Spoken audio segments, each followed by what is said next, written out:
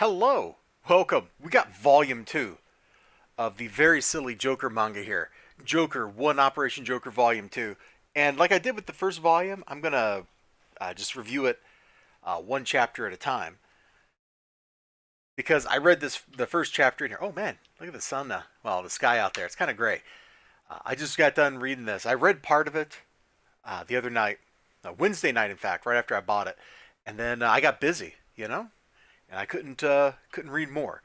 Well, that is not the case today. I just read through the whole first chapter, and it's as funny as the first couple pages led me to believe. So, we start off with the Joker. He's dealing with life.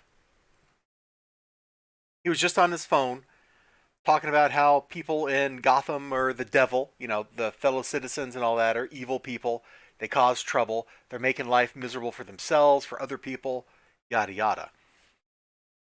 So that's why the devil motif will keep popping up in this. Everybody's a devil, is kind of what he was saying. Here he is looking at coupons and sales and stuff while supplies last. Get your diapers. Get your diapers while supplies last, Mr. Joker. To be honest, the prospect of carting a kid around Gotham suddenly fills me with fear. So, he gets on the subway car.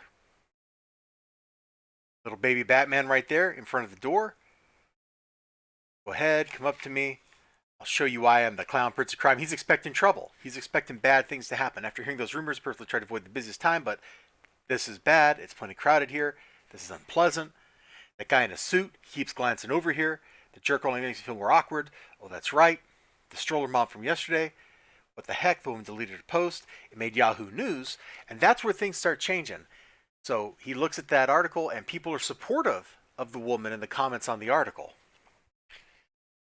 And that just leads to here, where the guy from the train followed the Joker off of the train. And the Joker has got the prospect of going up a staircase with a ladder. The Joker pops out a knife. He's getting ready to have a throwdown, He's going to fight the guy because he's expecting trouble. He thinks the guy is going to come complain, come argue with him, come whatever. And this whole sequence here just kind of reminded me of the end of The Dark Knight, where the Joker has arranged it so that the whole town is, in different ways, in different times over the course of the movie, the whole town is kind of going crazy. He's trying to show that normal people, when the chips are down, will go do like untold evils or whatever to survive. And just like happens in The Dark Knight, that's not how it goes down. That's not what happens. That's not the events. So the Joker is expecting trouble. That guy comes up to him. What happens? We're not going to spoil like the other incidents that happen later, because there's more to it than just this. But that guy's like, "Hey, I got a kid too. I know how it is." And so the Joker is reduced to, instead of, shanking the guy, getting into a fight, getting into trouble, seeing people live down to the low expectations he has, it's the opposite. That person came over, lived up to good expectations. That person came over, started helping him. Later on, the Joker buys the diapers, and he goes somewhere to get a bite to eat. He's got the Bat Baby with him, so taking kids out to eat is always an adventure. I say that as somebody who just happens to be in the same restaurant where that kind of stuff happens, and the little kid will start crying or whatever because they have no control. They're little babies. What do you expect? They're gonna cry. They're gonna do stuff that you don't want them to do because they don't know any better. And so that happens. The baby starts crying. Another incident happens.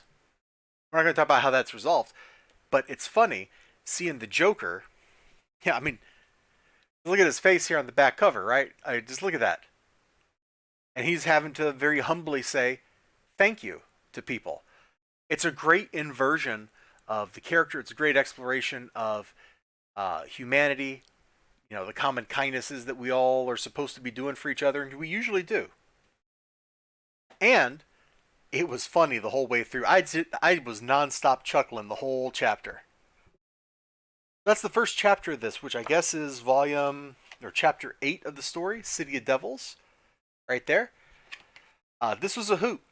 For $10, you get this whole book, and if everything else in here is as good as that first story, and if everything else in here is as good as the first volume that I bought, it's going to be an absolute hoot all the way through. That's my expectation. We'll find out. Take care. Bye bye.